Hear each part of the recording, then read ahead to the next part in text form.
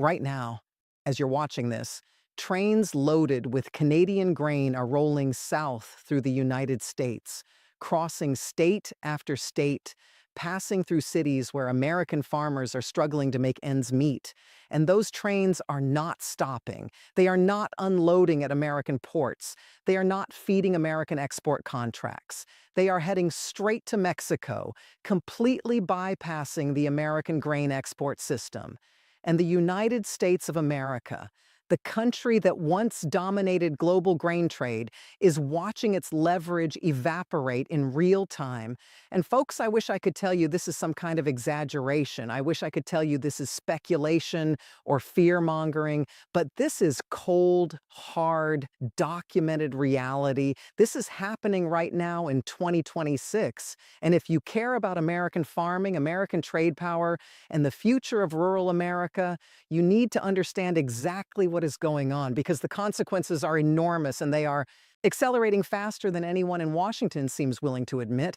So let me walk you through every single detail of this story because it is one of the most significant shifts in North American trade that has happened in decades, and almost nobody is talking about it the way it deserves to be talked about. If you find this information valuable, I'm going to ask you one thing before we get deep into this. Hit that subscribe button right now and turn on the bell notification because we are covering stories like this every single week.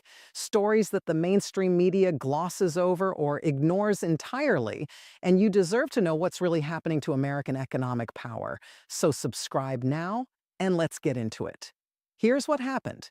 In 2023, something massive took place in the railroad industry that most Americans didn't even notice.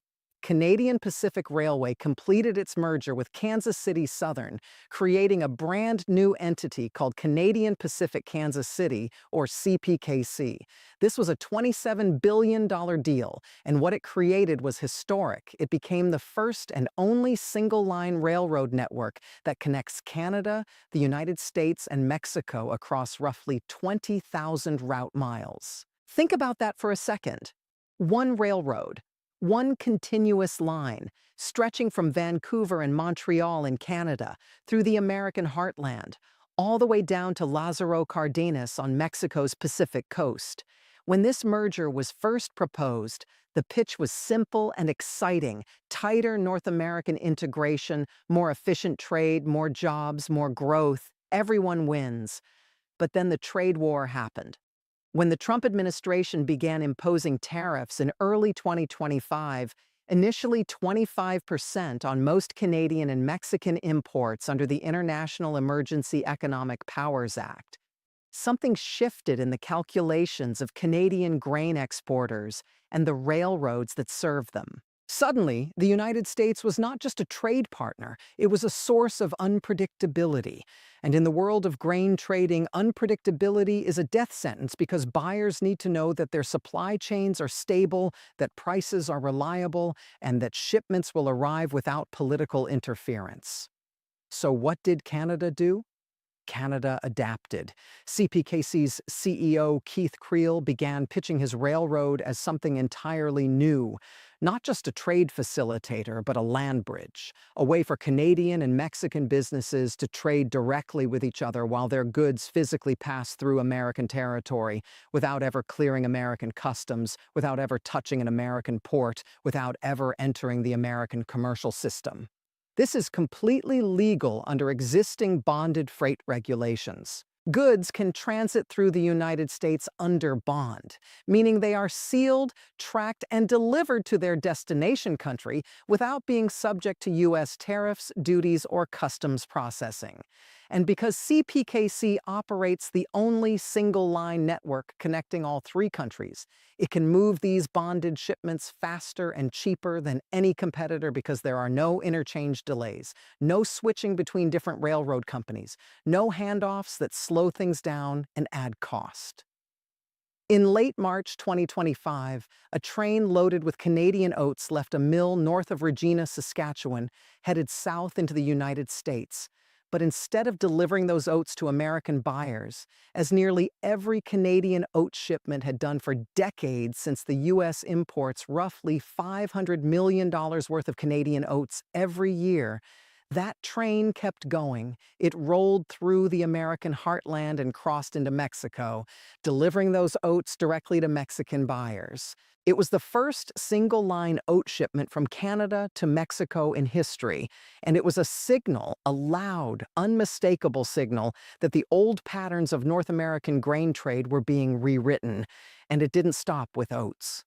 CPKC began moving Mexican produce into Canada as well, fresh fruits and vegetables that Canadian grocery chains had previously sourced from the United States. Loblaw Companies, one of Canada's largest grocery chains, publicly announced that for products it had been purchasing from America, it would now look for alternatives from Mexico, a country that had also been hit by American tariffs and therefore had every incentive to build new trade relationships that cut the U.S. out of the equation.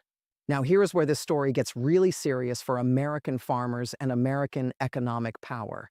Canadian National Railway, CN, the other major Canadian railroad, also stepped up its game. CN committed to moving between 27 and 29.5 million metric tons of grain in the 2025-2026 crop year, and the Western Canadian grain movement was projected to hit approximately 31 million metric tons, roughly 1 million metric tons higher than the previous record. Meanwhile, CPKC announced over 500 million Canadian dollars in new investment, purchasing high-capacity bulk rail cars and taking delivery of 100 new Tier 4 diesel-electric locomotives in 2025 alone. They also completed the construction of a second cross-border bridge at Laredo Nuevo Laredo in December 2024, named the Patrick J. Ottensmeyer International Railway Bridge, which eliminated a major bottleneck that had been created by the previous single-track bridge.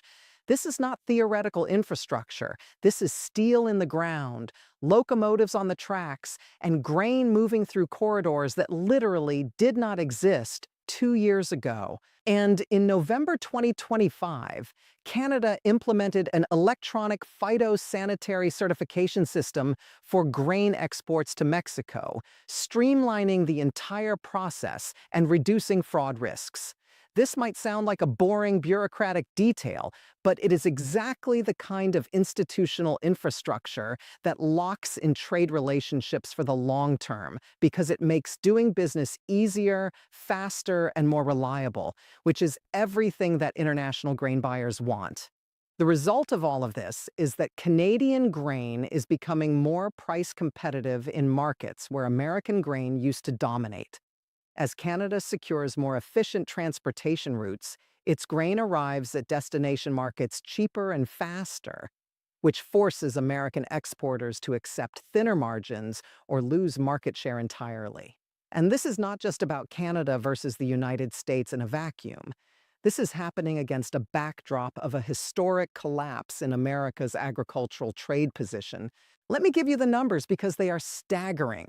The United States used to be the undisputed king of agricultural exports. For most of modern history, America ran a consistent agricultural trade surplus, exporting far more food and grain than it imported. That era is over. In 2023, the agricultural trade gap hit $16.7 billion in deficit. In 2024, that deficit nearly doubled to $31.8 billion. And the USDA projected that in fiscal year 2025, the deficit would rise to approximately $49.5 billion, the largest agricultural trade imbalance in American history. From January through April 2025 alone, the United States imported $78.2 billion in agricultural products while exporting just $58.5 billion, a deficit of nearly $20 billion in just 4 months. For U.S. soybean exports specifically, the 2025-2026 marketing year saw a decline to the lowest level in 13 years, with America accounting for a record low share of just 23% of global soybean trade, down from nearly 40% just a decade ago. China, which used to be the backbone of American soybean export demand, dramatically shifted its purchases to Brazil and Argentina because of ongoing trade tensions and because those countries invested heavily in production capacity and transportation infrastructure. And it is not just soybeans. U.S. corn exports were also projected to decline, with America's global market share falling as South American exporters expanded their output and captured growing demand in Southeast Asia and other developing markets. The overall picture is devastating. Over 312,000 family farms have been lost since 1997. Large-scale agribusiness has taken over an increasing share of agricultural production, while the small and mid-sized farmers who built rural America are being squeezed out. The USDA forecast data shows that the cost of producing an acre of corn is projected to reach $915 in 2026, up from $897 in 2025, while the average value of production has been falling below cost, leaving farmers with losses of over $100 per acre. The National Corn Growers Association has publicly sounded the alarm about what they call an economic crisis hitting rural America, and the American Soybean Association warned in a letter to the administration that U.S. soybean farmers are standing at a trade and financial precipice. These are not partisan organizations. These are the people who represent the men and women who grow the food that feeds this country and the world, and they are telling you that we are in trouble. Now, on top of all of this, something happened on February 20th, 2026, that sent shockwaves through the entire trade policy landscape. The United States Supreme Court, in a 6-3 decision in Learning Resources Incorporated versus Trump, ruled that the International Emergency Economic Powers Act does not authorize the president to impose tariffs. This was a landmark decision. Chief Justice John Roberts, writing for the majority and joined by Justices Sotomayor, Kagan, Gorsuch, Barrett, and Jackson, stated that the power to impose tariffs is very clearly a branch of the taxing power reserved for Congress under Article 1 of the Constitution. The court found that IEEPA's language allowing the president to regulate importation does not include the power to impose tariffs, and that no president before Trump had ever read the law to confer such power. This ruling struck down the trafficking tariffs on Canada, Mexico, and China, the Liberation Day reciprocal tariffs that had been imposed on virtually every U.S. trading partner, and effectively invalidated the primary legal tool that the administration had been using to wage its trade war. The Tax Foundation estimated that these IEEPA tariffs had already raised more than $160 billion and would have raised $1.4 trillion from 2026 through 2035. More than 1,000 businesses had already filed for tariff refunds before the ruling was even issued. The administration responded within hours.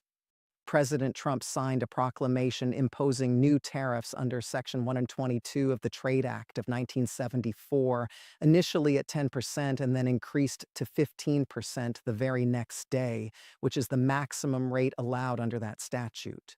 But here is the critical detail. Section 122 tariffs are limited to 150 days and require congressional approval for extension. They were designed for balance of payments emergencies under the gold standard era, and multiple legal experts are already arguing that the conditions required by Section 122 do not currently exist. 24 states filed a lawsuit challenging the Section 122 tariffs in March 2026. Treasury Secretary Bessent stated that combining Section 122, Section 232, and Section 301 tariffs would result in virtually unchanged tariff revenue in 2026. But that statement itself reveals the administration's mindset. They are scrambling to find alternative legal pathways to maintain the same tariff levels that the Supreme Court just told them were illegal. Meanwhile, the damage to America's trade relationships has already been done. You cannot spend over a year threatening your closest trading partners with massive tariffs, actually imposing those tariffs, watching the Supreme Court call them illegal, and then expect those partners to come running back as if nothing happened. Canada has learned its lesson. Mexico has learned its lesson. And the investments that both countries are making in infrastructure, in trade diversification, in direct bilateral relationships that bypass the United States, those investments are not going to be reversed because of a court ruling. The CPKC rail corridor is built. The locomotives are purchased. The electronic certification systems are operational. The trade relationships are being forged. Over 94% of Canadian grain exported abroad moves by rail, and the strategic importance of that rail infrastructure cannot be overstated because whoever controls the rail corridors controls the flow of grain. And right now, Canada is investing aggressively in making sure that those corridors serve Canadian interests first. A recent Angus Reid Institute poll from March 2026 found that 51% of Americans themselves believe there should be no tariff on Canadian goods, up from 42% who said the same thing during the 2024 presidential election campaign. Even among MAGA Republicans, more prefer a minor tariff on Canada at 48% than a major one at 20%. The American public is not aligned with the trade war's severity, and the economic data is backing up their instincts. The broader picture here is about something much bigger than any single trade policy or any single court ruling. This is about the long-term structural position of the United States in global grain trade. Brazil has been rapidly expanding soybean production through dramatic improvements in productivity and massive government investment in transportation infrastructure, and they have solidly surpassed the United States as the world's top soybean exporter. Argentina permanently reduced its agricultural export taxes in December 2025 and is projected to post its second largest wheat export volume ever. Russia, Ukraine, Australia, and Romania are all expanding their roles as major grain suppliers. The global surge in production is outpacing demand and intensifying competition among exporting nations. As one CHS executive put it, this is an unprecedented shift, and the U.S. must focus on securing new international and domestic markets to ensure a diversified customer base. The USMCA review is scheduled for 2026, and the administration's chief trade negotiator, Jameson Greer, has told Canadian media that Canada should accept some level of high tariff on exports to the U.S. while opening its market to American dairy products. Canada is not going to accept that without a fight, and Prime Minister Mark Carney, who took office after Justin Trudeau stepped down, has been taking an increasingly assertive posture on trade, including negotiating a new deal with China that drew a threat of 100% tariffs from President Trump. The average U.S. tariff rate on Canadian products has risen from 0.1% to 5.8% over the past year, and Canadian exports have declined as a result. But the Canadians are not sitting still. They are redirecting their trade flows, building new corridors, and making it clear that they will not be dependent on the American market the way they used to be. Canada is the top export destination for 36 American states. Nearly 3.6 billion Canadian dollars worth of goods and services cross the border every single day. About 60% of U.S. crude oil imports come from Canada, as do 85% of U.S. electricity imports. Canada is also the largest foreign supplier of steel, aluminum, and uranium to the United States. This is not a country you pick a trade fight with carelessly, and yet here we are. The United States is simultaneously alienating its most important trading partner while losing global grain market share to South American and Black Sea competitors, watching its agricultural trade deficit balloon to historic levels, seeing its family farms disappear at an accelerating rate, and now dealing with a Supreme Court ruling that has thrown the entire legal framework for tariff policy into chaos. And the railroads, the physical infrastructure of trade, are being reshaped in ways that favor Canada's diversification strategy.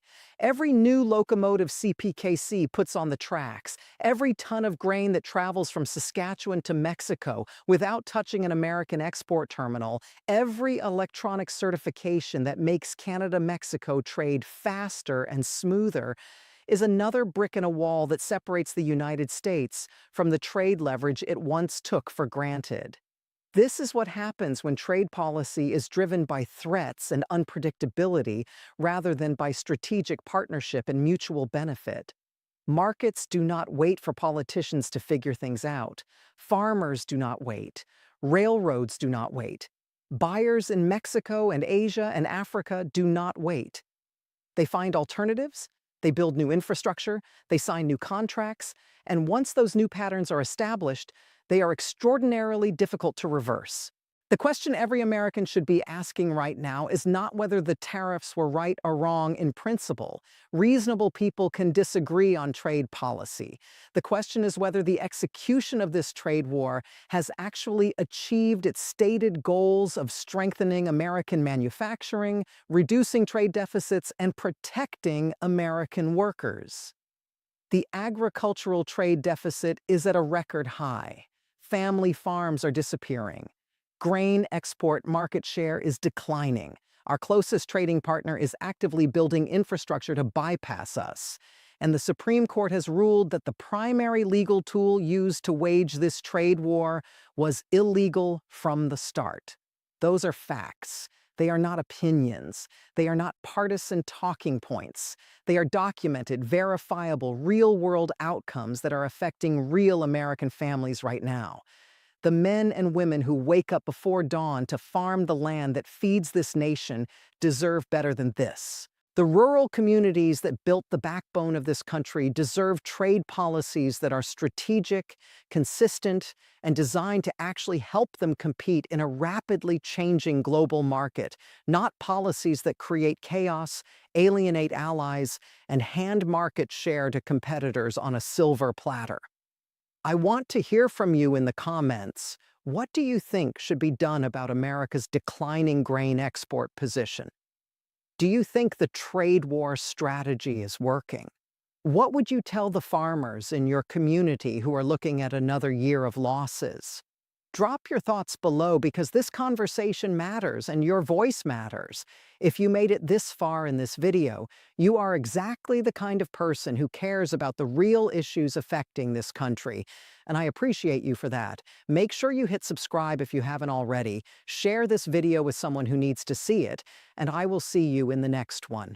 This is Rachel, and I will keep bringing you the truth no matter how uncomfortable it gets. Stay informed, America.